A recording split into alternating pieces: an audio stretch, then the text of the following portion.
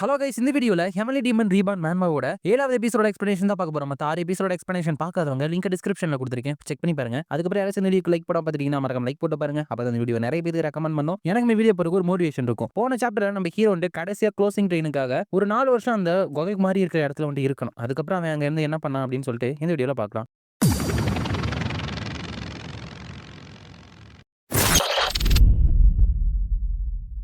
சாப்டரோட ஸ்டார்டிங்ல ஹீரோ வந்துட்டு அவனோட ரூம்குள்ள இந்த ரூம்ல நான் கடைசியா என்ஜாய் பண்ண போற மீல் வந்துட்டு இதுதான் நினைக்கிறேன். 4 வருஷமா இந்த க்ளோஸ்டு டோர் ட்ரைனிங்ல வந்துட்டு நான் இருக்கேன். இதுதான் முடிவுன்னு நினைக்கிறேன். இல்லனா இதுக்கு மேல ஏதாச்சும் ஒரு ட்ரையலா வைப்பாங்களா? நான் இந்த ரூமுக்கு என்டர் ஆனதுக்கு ஆப்போசிட் சைட்ல ஒரு வழி வந்துட்டு திறக்குது அப்படின்னா இது இன்னும் ஓவர் கிடையாது போல. என்னோட கையில இந்த விலங்கையும் அதுக்கப்புறம் வெயிட்டான ஸ்பேரையுமே இருந்துட்டு சேர்த்தா ஒரு 109 பவுண்ட் இருக்கும். அதனாலே என்னோட ட்ரைனிங் வந்துட்டு நல்லாவே வந்திருக்கு. பட் என்னால என்னோட மார்ஷியல் ஆர்ட்ஸை ஃபுல்லா ஹார்மனைஸ் பண்ண முடியல அப்படிங்கிறது ஷேமா தான் இருக்கு. பட் ஃபர்ஸ்ட் நான் இந்த இடத்த விட்டு வெளியே போகணும் அப்படின்னு சொல்லிட்டு வெளியே போயிட்டு இருக்கான். போறப்ப அந்த குகையெல்லாம் சுத்தி போயிட்டு இருக்கிறப்ப அந்த இடத்துல திடீர்னு ஹீரோக்கு வந்து என்னமோ ஒண்ணு ஃபீல் ஆகுது. என்னன்னு பார்த்தா தரைக்கடியில இருந்து நிறைய ஸ்பியர் இருந்துட்டு நம்ம ஹீரோ குத்துறதுக்காக வந்துட்டு இருக்கு. நம்ம ஹீரோ அதுல இருந்து தப்பிச்சு வேகமா பின்னாடி போயிட்டு அஃப்கோர்ஸ் இந்த ட்ரையல் வந்துட்டு இவ்வளவு ஈஸியா வந்துட்டு ஓவர் ஆகுறதுக்கு வாய்ப்பே கிடையாது. இந்த ஸ்பியரோட முனையில ஏதோ ஒரு ஆம்னியஸான ஆராவும் ஃபவுல் ஸ்மெல்லும் வருது அப்படின்னா கண்டிப்பா இதுல பாய்சன்ஸ் தான் இருக்கணும். இது கண்டிப்பா ஆர்டினரி டவல் கிடையாது அப்படின்னு சொல்லிட்டு அதை தாண்டான். அதுக்கப்புறம் ஒரு பள்ளத்துல நிறைய கூர்மையான மூங்கில் குச்சிகளை வச்சு குச்சி வச்சுக்கிறாங்க. அதை வந்துட்டு தாண்டான். அதுக்கப்புறம் நிறைய அம்புகளை வச்சு அட்டாக் பண்றாங்க. இவனோட ஸ்பியரை சுத்தி அதுல இருந்துமே தாண்டான்.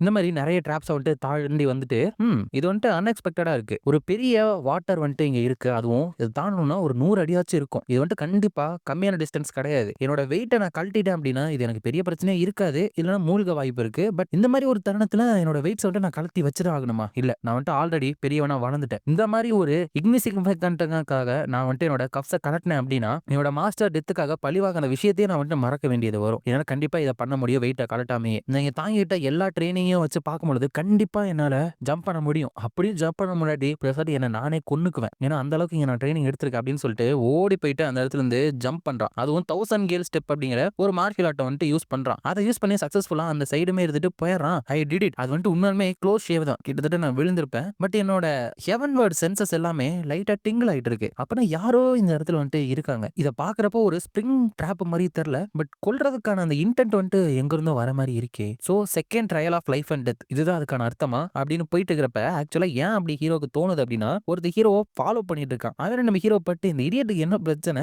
நான் இவனை பின் திறந்துட்டு இருக்கேன். பட் அதை நினைச்சு இவன் ஜாக்கிரதையா இருக்கிற மாதிரி ஒரு அறிகுறியுமே தெரியலையே. அப்பனா இவன் பெருசா நம்மள அட்டாக் பண்ணிடுவான் அப்படின்ட்டு நம்ம ஒரி பண்ணிக்கவே தேவையில்லைன்னு நினைக்கிறேன். பட் அதுக்காக ரொம்ப அஜாக்கிரதையாவும் இருந்துட கூடாது. எப்போ ஒரு ஓப்பனிங் கிடைக்குதோ ஆஸ் சூன் அஸ் அப்பவே நான் இவன் அட்டாக் பண்ணிடணும் அப்படின்னு நினைச்சிட்டு இருக்கப்ப ஹீரோ இது சர்வைவல் ஆஃப் த ஃபிட்டஸ்ட் தானே. ஸ்ட்ராங்கா இருக்கிறவங்க வீக்கா இருக்கிறவங்க தூக்கி சாப்பிட்டுருவாங்க. ஐ சி இது வந்துட்டு கிரே வுல்ஃப்ஸை கொன்னதை விட டிஃப்ரெண்டா இப்ப வந்துட்டு இருக்கு போல. ஒன்லி 1% தான் இந்த இடத்தை விட்டு உயிரோட வெளியே போவாங்க போல அப்படின்னு சொல்லிட்டு நின்றுட்டு இருக்கப்ப ஹீரோ கார்டை டவுன் பண்ணிட்டான் அப்படின்னு சொல்லிட்டு ஓப்பனிங் கனெக்ஷன்ட்டு ஒருத்தர் அட்டாக் பண்ண வரான். அவனை பாக்குறப்ப இங்க ஹீரோ மாதிரி இருக்க ஒரு ட்ரெயினி மாதிரி தான் தெரியுது. அவன் வந்துட்டு உன்னை நான் ஒரே ஸ்டாக்ல கொண்டுறேன் பாரு அப்படிங்கிறப்ப ஹீரோ வந்துட்டு அவனோட அயன் கவர்ஸ் விட்டு அதை தடுத்துட்டு ஏன் அப்படி பண்ற, நீ ஜாக்கிரதையா இருக்கிற அளவுக்கு ஒருத்தா இல்லைன்னா நான் உனக்கு எந்த ஒரு அட்டென்ஷனுமே கொடுக்கல அப்படின்னு சொல்லிட்டு அவனோட அந்த ஸ்வாடை புடிச்சு அவனை அந்த இடத்துல இருந்து அடிச்சு தூக்கி வீசிறான். அது வந்துட்டு அவனோட பாயிண்ட் ஆஃப் வியூல வந்துட்டு நம்ம காமிக்கிறாங்க. அதுக்கப்புறம் arts of 6 seals and destruction, raining destruction of spears அப்படின்னு சொல்லிட்டு நிறைய ஸ்பியர் அட்டாக் வச்சு நம்ம ஹீரோ அங்க வந்தவன இருந்துட்டு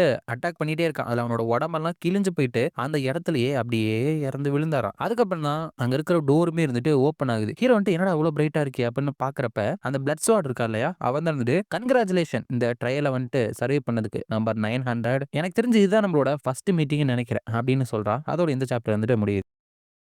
நெக்ஸ்ட் சாப்டர்ல அந்த பிளட் ஸ்வாட் இருந்துட்டு அப்படி வந்து சொல்றப்போ ஹீரோ வந்துட்டு யார் இது இருக்கிற யாரோட ஃபேஸையுமே இருந்துட்டு நான் ரெகனைஸே பண்ணலையே. அதுக்கப்புறம் அங்க இருக்கிற ட்ரெயினையுமே இருந்துட்டு நான் பார்க்கவே இல்லை. இந்த gate of life and death இருந்துட்டு இந்த மொத்த குகை முழுக்க வேற வேற இடத்துல குரூப்பா கண்டக்ட் பண்ணப்பட்டிருக்கு போல. சின்ஸ் இங்க இருக்கிற சில்ட்ரனோட நம்பர் இருந்துட்டு 3ல ஒரு பங்கா இருந்துட்டு கம்மியா இருந்தாலும் இதுக்கப்புறம் நாங்க வந்துட்டு அப்படி தனித்தனியா குரூப்பா பிரியறதுக்கு வந்துட்டு அவசியம் இல்லைன்னு நினைக்கிறேன் அப்படின்னு நினைக்கிறேன். சோ ஹீரோவுக்கு நடத்தப்பட்ட ட்ரைனிங் மாதிரியே வேற ஒரு குரூப்பையும் வச்சு ட்ரைனிங் கொடுத்துருக்காங்க. அதனாலதான் நம்ம ரொம்ப பவர்ஃபுல்லா இருக்கான்னு சொன்ன அந்த நம்பர் 1 அந்த 109 அவங்கலாம் பார்க்கவே இல்லை போல. நம்பர் 17 அந்த பொண்ணை மட்டும் தான் பார்த்தோம். அப்ப அந்த பிளட் ஸ்வாட் இருந்துட்டு நீ வந்துட்டு நல்ல வேலை பண்ணிருக்க, நீ அங்கேயே கொஞ்சம் வெயிட் பண்ணிட்டு மத்த ட்ரெயினிஸ் வர வரைக்கும் கொஞ்சம் ரெஸ்ட் எடுத்துட்டு அப்படிங்கிறப்ப ஹீரோ வந்துட்டு நன்றி அப்படின்னு சொல்லிட்டு இந்த மேன் இவன் வந்துட்டு சீனியர் இன்ஸ்ட்ரக்டரை விட ரொம்பவே ஸ்ட்ராங்கா இருக்கான். இந்த கேவை பாத்துக்கிறதுக்கு இன்சார்ஜா இவன் தான் இருக்கானா அப்படின்னு பார்த்துட்டு இருக்கப்ப பிளட் ஸ்வாட் ஹீரோவை பார்த்துட்டு இந்த பொழியன் என்னை பத்தி தெரிஞ்சுக்கணும்னு ஆசைப்படுறான் போல. அன்லைக் இந்த 900க்கு முன்னாடி வந்தவங்க மாதிரி இல்லாம இவன் ஒரு சிங்கிள் ஸ்கிராட்ச் கூட இல்லாம வெளியே வந்திருக்கான். உண்மையுமே எங்க கல்ட்டுக்கு கிடைச்ச ஒரு பிளஸ் சிங் தான் இவன் போல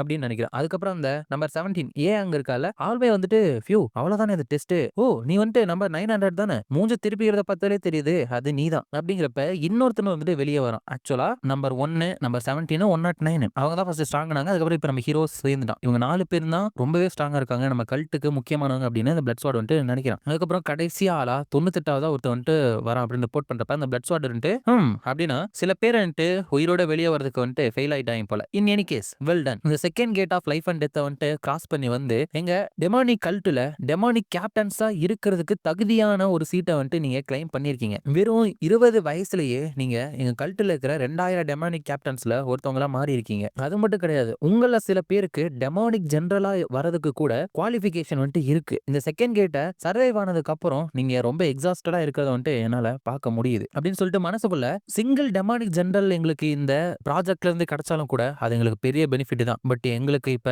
நம்பர் 1 17 109 அதுக்கப்புறம் 900 அப்படின்னு 4 பேர் இருக்காங்க. 4 பேரோட ப்ரொடியூஸ் பண்ணது அப்படிங்கிறது அன்எக்ஸ்பெக்டடான அவுட்கம் தான் அப்படின்னு நினைச்சிட்டு உங்களோட பெர்ஃபார்மன்ஸ்க்கு எங்களோட லார்ட் இருந்துட்டு என்ன ரிவார்டு கரெக்டா இருக்குமோ அதை வந்துட்டு கண்டிப்பா தருவாரு. இன்னைக்கு உங்களுக்கு எவ்வளவு வேணுமோ சரி சாப்பிட்டு ட்ரிங்க் பண்ணிட்டு நல்லா ரெஸ்ட் எடுங்க. இந்த இடத்துல நல்லா சாப்பிட்டுட்டு உங்களோட லேட்டன் டீமன் கேவோட ஃபைனல் ஃபேட்டை வந்துட்டு நாளைக்கு வந்துட்டு மீட் பண்ணுவீங்க. உங்களோட ரெஸ்ட்டுக்கு அப்புறம் தேர்ட் கேட் இருந்துட்டு கமெண்ட் செய்யப்படும். நாளைக்கு உங்களை பாக்குறோம் நல்லா என்ஜாய் பண்ணுங்க அப்படின்னு சொல்லிட்டு அங்க பெரிய ஒரு பஃபெட்டே இருந்துட்டு வச்சுட்டு போயிடறாங்க. ஃபர்ஸ்ட் எல்லாருமே பார்த்துட்டு என்னடா சாப்பிட்றதா வேணாமா அப்படின்னு தங்கிட்டு இருக்காங்க. அப்ப அந்த நம்பர் 1 இருக்கான் இல்லையா அவன் தான் வந்துட்டு எல்லாத்தையும் தள்ளி விட்டுட்டு முன்னாடி போயிட்டு சாப்பிட ஆரம்பிக்கிறான். அதுக்கப்புறம் என்ன மத்தவங்களும் வந்துட்டு ஓகே எவ்வளவு நாளாச்சு நம்ம மீட் சாப்பிட்டு அப்படின்னு சொல்லிட்டு சந்தோஷமா போய் சாப்பிட போறாங்க. அப்ப அந்த பிளட் ஸ்வாட் இருந்துட்டு அதெல்லாம் கேட்டு லைட்டா சிரிச்சுட்டு நீ சொன்ன மாதிரி தான் 900 உண்மையுமே பெரிய சேஞ்சஸ்க்கு வந்துட்டு உள்ளாயிருக்கான்னு நினைக்கிறேன். 900 அளவுக்கு லோவர் ரேங்க் இருந்துட்டு இந்த அளவுக்கு அவன் வருவான் அப்படின்னு யாரு நினைச்சு பார்த்தா அப்படிங்கிறப்ப அந்த சீனியர் இன்ஸ்ட்ரக்டர் இருந்து நானுமே உண்மையுமே ரொம்ப சர்ப்ரைஸா தான் இருந்தேன். எனக்கு வந்துட்டு அப்போ லைட்டா ஒரு ஃபீலிங் தான் இருந்துச்சு. பட் ஆக்சுவலா அவன் டெமானிக் ஜெனரல் லெவல ரீச் பண்ணும் அப்படின்னு நான் நினைச்சு கூட பார்க்கல. ஆக்சுவலா அவன் வந்துட்டு அதிகமா கூட இருக்கலாம் அப்படிங்கிறப்ப பிளட் ஸ்வாட் இருந்துட்டு ஆமா ஒரு சாதாரண டெமானிக் ஜெனரலை தாண்டியும் அவனோட டேலண்ட்டும் ப்ராமிசிங்கும் அப்படிங்கிறது இருக்கு அப்படிங்கிறப்ப அங்க இருக்கிறவங்களாம் வெயிட் அப்படின்னா நீங்க நம்ம லேடி அதாவது நம்பர் 17 விட ஸ்ட்ராங்கா இருக்காங்க அப்படின்னு சொல்ல வரீங்களா அப்படின்னு கேட்கறான். சோ உங்களுக்கே தெரியுது லேடின்னு கூப்பிடறப்பவே அந்த அங்கிருந்து யாரா இருக்கும்ட்டு. பட் இருந்தாலும் பின்னாடி பார்க்கலாம். பிளட் ஸ்வாட் இருந்துட்டு ஹூ நோஸ் என்னால அதுக்கு வந்துட்டு ஆன்சர் பண்ண முடியாது. பட் நம்மளால ஒரே ஒரு விஷயத்தை மட்டும் சர்ட்டனா சொல்ல முடியும். நாளைக்கு நடக்க போற ட்ரையல்ல வந்துட்டு நம்ம நேச்சுரலாவே அந்த கொஸ்டினுக்கு ஆன்சரை கண்டுபிடிக்க தான் போறோம் அப்படின்னு சொல்றாப்ல. வழக்கம் போல இது ஒரு ஷார்ட்டான சாப்டராவே முடிஞ்சிச்சு நண்பர்களே. இந்த வீடியோ பிடிச்சிருந்தா மறக்காம லைக் ஷேர் அண்ட் சப்ஸ்கிரைப் பண்ணிருங்க. உங்களை நான் அடுத்த வீடியோல பார்க்குறேன்.